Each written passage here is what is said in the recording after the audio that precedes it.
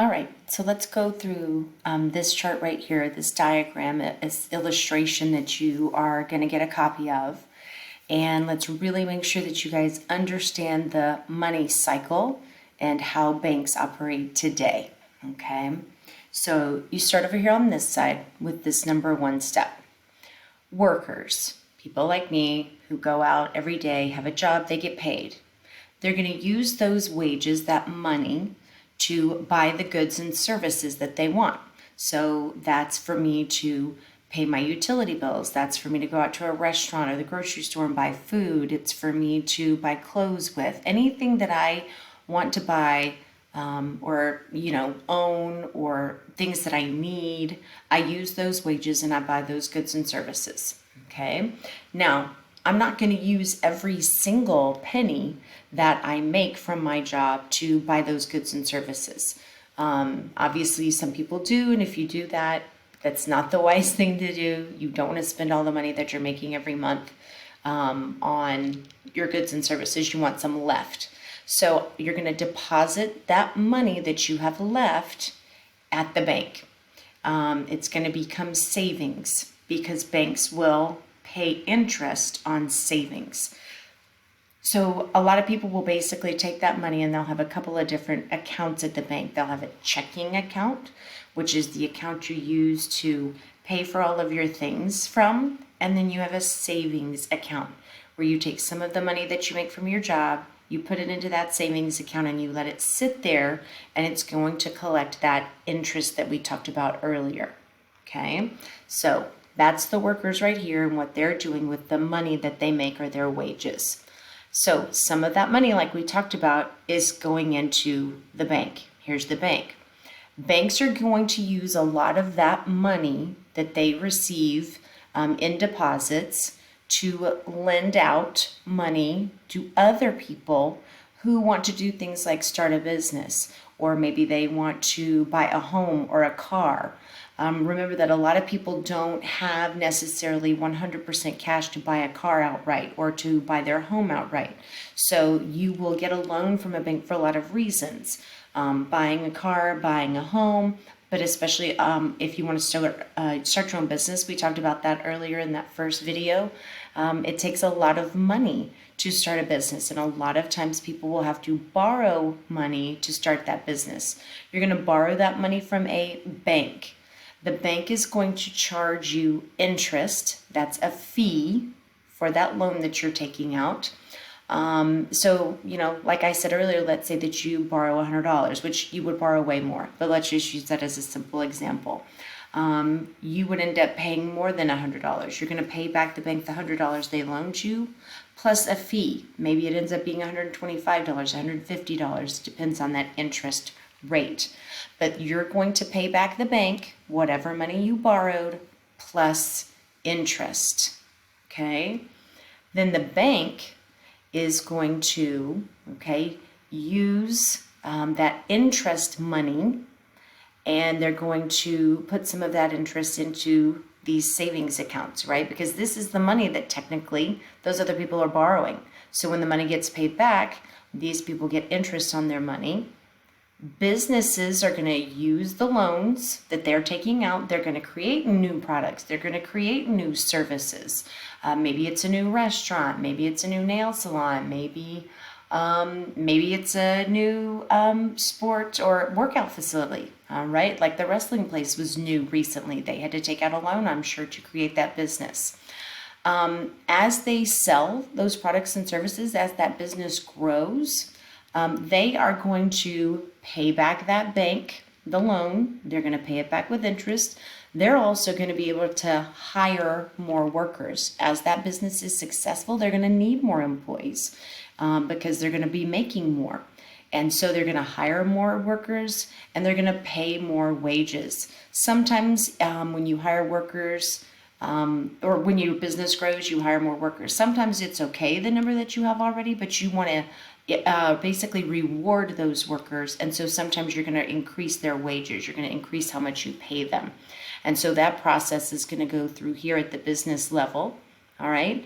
And then as you hire more workers and you raise wages, those people, those workers, use their wages to buy goods and services that they want. And the whole process starts all over again. And it's constantly flowing this way.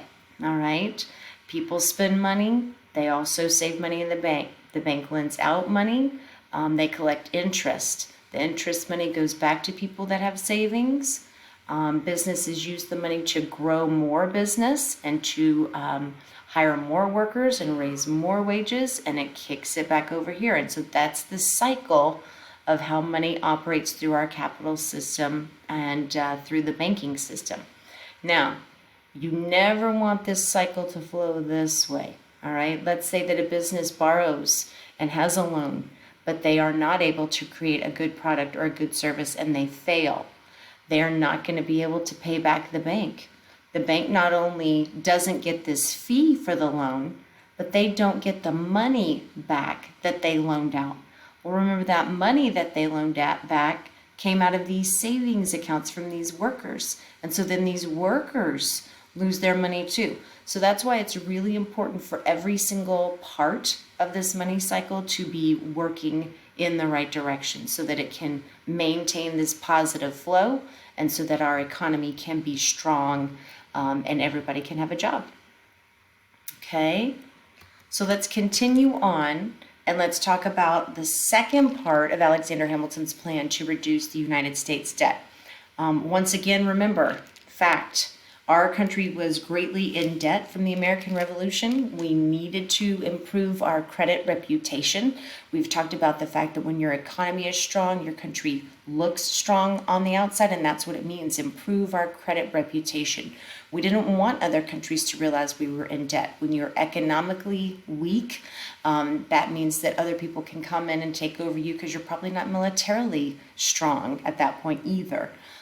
So Hamilton was really smart about the economic side of things. He understood that we needed a plan as a country to produce revenue, to have profit, to have money coming in to our country, okay, or to the government side of things so that the government could pay off these debts, all right? So the second part of his plan to do that was to charge a tariff. Basically, it's a tax on any kind of good that was not being made in the United States that we were importing from other countries and these goods were shipping in. They're imports. So anything not made in America that people in America were buying would have to pay this extra tax on top of the price of the good. They were being charged a tariff.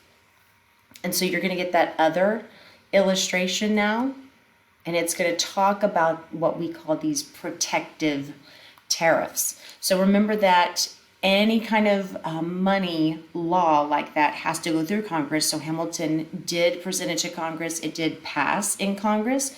They passed what they call the protective tariff on imports because they wanted to protect American industries and keep the money in our country. They wanted people to be buying American-made products so that American businesses would be successful because then American businesses would hire more people would have jobs, and they would have money, and our country would look stronger and be wealthier, right? We've talked about that cycle. So this is another way that he wanted to guarantee American businesses were successful by taxing any kind of goods that came in. So here's kind of an example of how that would look. Let's say that you have these two teapots, okay? Let's say that they're the same exact quality. Neither one of them is better than the other. But this one that is produced in Britain or over in England only costs $2.50 to produce. They're going to charge the consumer $3.50. So if you want to buy this British teapot, they're going to charge you $3.50, which means they're going to make $1 profit on every single one of these teapots.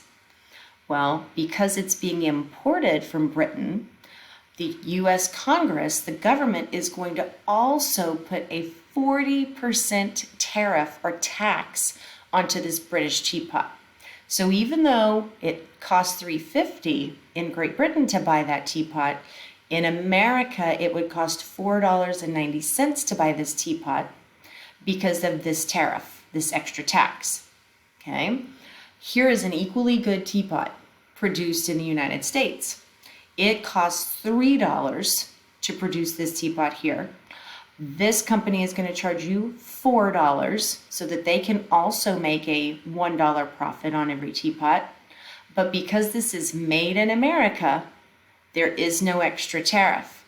So if you buy the American-made teapot, you're only going to be spending $4. Whereas if you buy the one from Great Britain, you're going to spend $4.90. So almost a full dollar more to buy an equal quality teapot. Basically because Alexander Hamilton wants you to buy the goods that are made in America. He wants the American businesses to be strong and to be successful and to make money and to hire more people. So this was another way that the government could make money and also support American businesses. Protective tariff. So hopefully that makes sense to you. Remember that as you go through these videos, if it gets a little confusing, pause it, rewind it, go back, look at each slide one at a time.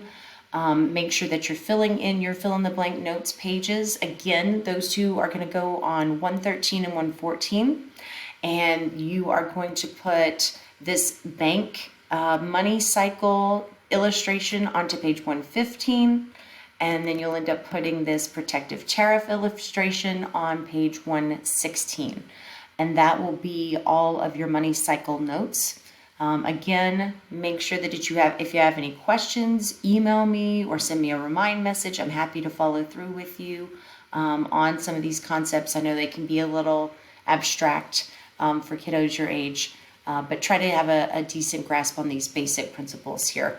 And then we can talk about it more also when I get back to school next week.